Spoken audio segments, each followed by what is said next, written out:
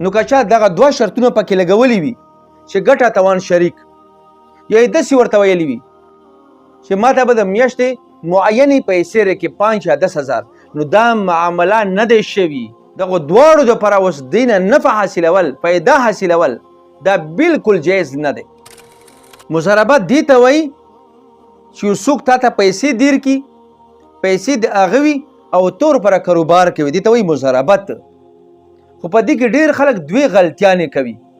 یو غلطي دا کوي چې کله څوک پیسې ورکړي بل چا ته کاروبار دپاره، نو دې ورته وایي چې ګټه تاوان به شریک وي.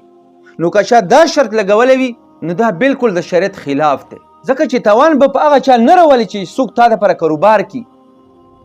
تاوان په رب المال باندې دی چې د چا پیسې دي. او بعضې خلک پکې دا شرط لګوي چې پیسې خو به درکم، خو د میاشتې معینې پیسې به ما ته راکړي، معینه ګټه به ما ته راکړي 5,000 یا 10,000. په مضاربت کې معینه ګټه نه وي.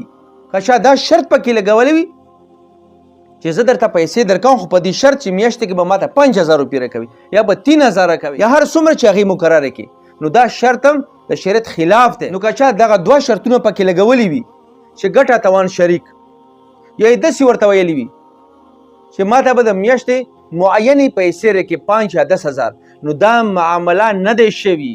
دغه دواړو دپاره اوس دې نه نفع حاصلول، پیدا حاصلول دا بالکل جایز نه دی.